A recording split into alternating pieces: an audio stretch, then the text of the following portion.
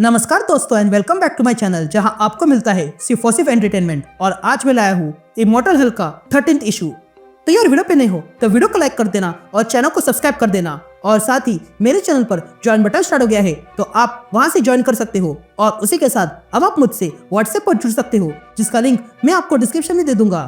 तो यार immortal Hulk के पिछले इशू में आपने देखा कि ग्रीन डोर खुल चुका है और उसके चपेट में हल्क, जैकी, वॉल्टर, कार्ल और यूजिन आ चुके हैं। जहां पर यूजिन कार्ल से मिलता है और यहाँ ये पता चलता है कि यूजिन का भी अपना एजेंडा है। तो वही हल्क पता करने लगता है कि ये सब कुछ क्यों हो रहा है और इस चक्कर में वो पुनः ब्रूस बैनर के पिता से मिलता है। तो अब आगे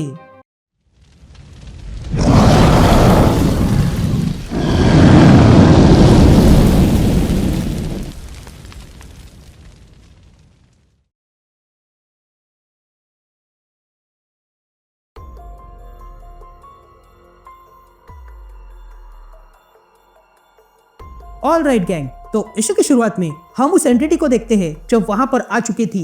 और तब वो एंटिटी कहती है कि मेरे पास वो सारी ताकत है जो तुमने मुझे दी है और मेरा वेपन है हेड। ये कहते हैं वो एंटिटी अपने अंदर से कई सारे मॉन्स्टर्स को बाहर निकालती है। तभी देखकर हल्क कहता है बस इतना ही कर सकते हो, मैं हल्क हूँ और ये घर मेरा है। ये कहते हैं हल्क उन सारे मॉन्स्टर्स पर टूट पड़ता है और उन सबको खत्म करने लगता है। लेकिन वो मॉन्स्टर्स हल्क पर भारी पड़ने लगे थे और तब उनमें से एक हल्क को काट लेता है। यहाँ जैकी ये देख रही थी और तब वो अपने डैड से कहती है उसे मदद चाहिए, वो अकेला लड़ाई नहीं कर सकता है। लेकिन जैकी के डैड उसे वहां से ले जाने लगते हैं। यहाँ ब्रायन बैनर ये देख रहा था और तब वो कहता है कि जितने भी हमारे पास है वो सब ले आओ, आज हम किसी भी हाल में इसे छोड़ेंगे नहीं। यहाँ रिक जोन्स ये देख रहा था और तब वो अचानक से ब्लू मॉन्स्टर में बदल जाता है। इधर यूजिन और कार्ल छुपे हुए थे। तभी यूजिन कार्ल से कहता है यह साइंस तो है पर मैजिक भी है और ये गैमा इन्हीं दोनों को मिला के बना है। यहाँ रिक हल्क की मदद करने आता है तो वही यूजिन कार्ल से कहता है कि गैमा रेडिएशन साइंस है, उन्हें मेजर किया जा सकता है और अनुमान लगा जा सकता है और उसके कुछ नियम होते हैं जब तक कि वो हल्क या सैस्कोस ना बन जाए। जब पहला गैमा बम फट गया था तब ये सारे फोर्स आजाद हो गए थे। उसमें ये डोर खुल गया था जो बहुत ही गहरा है और उसने तुम्हारा फायदा उठाया ताकि तुम गैमा को सोख सको। और जब तुमने हल्क से गैमा एनर्जी छीन ली तब तुमने गैमा के साथ साथ हल्क से ब्रूस को भी छीन लिया। जिस पर कार्ल यूजिन से कहता है तुम्हारे कहने का मतलब है कि मैं इन सब का जिम्मेदार हूँ। यह कहते ही कार्ल खड़ा होता है और ब्रायन की ओर जाने लगता है। ये देखकर यूजिन कहता है कार्ल रुक जाओ, हमें योजना बनानी होगी। लेकिन कार्ल यूजिन की बिना सुने आगे बढ़ने लगता है। यहाँ ब्रायन देखता है कि कार्ल उसकी ओर आ रहा है। ये देखकर ब्रायन कहता है ओ एब्जॉर्बिंग मैन हमसे मिलने आए हैं। जिस पर कार्ल कहता है मैं तुम्हें जानता हूँ, बस मुझे यहाँ एब्जॉर्ब करने दो फिर हम बात करेंगे। तुम बैनर के डैड हो ना, मैंने तुम्हारे बारे में पढ़ा है। ये कहते कार्ल वहाँ की जमीन को हाथ लगाता है और वैसे बन जाता है। ये देखकर ब्रायन हंसने लगा था और कार्ल से कहता है तुम्हें क्या लगा तुम मुझे हरा पाओगे। ये कहते ब्रायन मॉन्स्टर बनने लगता है। यहाँ यूजिन कार्ल से कहता है प्लीज ऐसा मत करो। यहाँ हल्क अब भी उन मॉन्स्टर से लड़ाई कर रहा था लेकिन तभी वो मॉन्स्टर हल्क पर पूरी तरह हावी होने लगते हैं और उसे दबाने लगते हैं। यहाँ जैकी ये देखकर कहती है मैं जानती हूँ डैड, उसने तुम्हें मारा है और ये लोग उसे मार डालेंगे। ये कहते हम देखते हैं कि सारे मॉन्स्टर से मिलकर हल्क पे पहाड़ बना दिया था।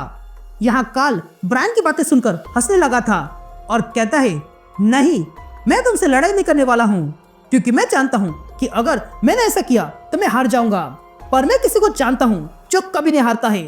ये कहते कार्ल वहां से निकल रही गैमा एनर्जी को छू लेता है जिसके कारण कार्ल ने अब तक जो कुछ भी पावर हल्क से एब्जॉर्ब की थी वो सारी की सारी पावर उस गैमा एनर्जी में बैठे हुए ब्रूस के अंदर चली जाती है।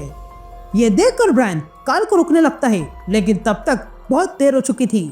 तभी ब्रूस वो सारी एनर्जी लेकर चार्ज हो गया था और वो अगले पल किसी एनर्जी की तरह सीधा वहां से निकलकर हल्क जहां पे है वहीं पर आ जाता है और हल्क से टकराता है जिसके कारण वहां पर धमाका हो गया था।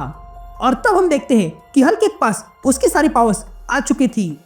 तभी हल्क अपनी पावर के साथ वहां पर आए हुए सारे मॉन्स्टर्स को खत्म करने लगता है और ब्रायन से कहता है डैड ये देखो मैं इनके साथ क्या कर रहा हूँ, ये जो मैं इनके साथ कर रहा हूँ यही मैं तुम्हारे साथ करने वाला हूँ और अगला नंबर तुम्हारा है।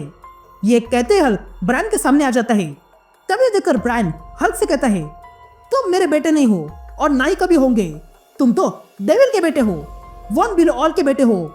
यह सुनते ही हल्क ब्रायन से कहता है, तुम्हें जो कहना है वो कहो, लेकिन सच तो यह है कि हल्क हल्क है।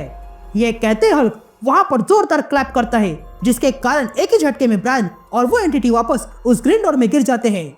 यहाँ जैकी देखती है कि उसके डैड और रिक वहां से गायब हो चुके थे, तो वही हल्क ब्रूस के सामने खड़ा था।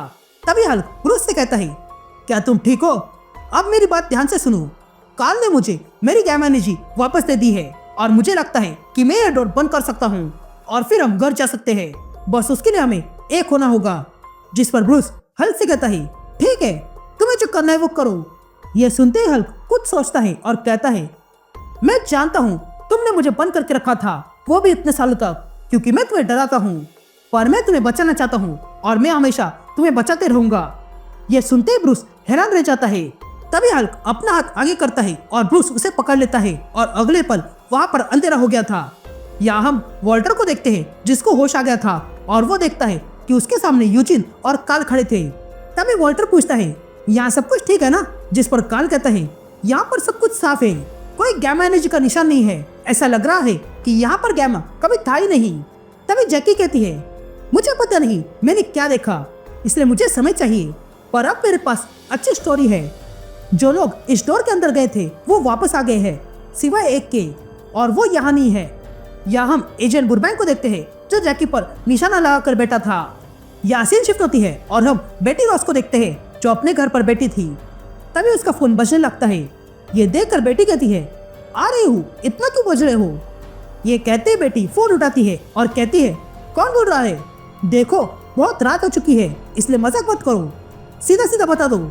लेकिन तभी उसे एक आवाज सुनाई देती है, जो कहता है, बेटी मैं घर आ रहा हूँ। ये आवाज सुन के बेटी शॉक रह जाती है और तब हम देखते हैं कि आवाज असल में ब्रूस बैनर की थी, जो किसी फोन बूथ से बात कर रहा था।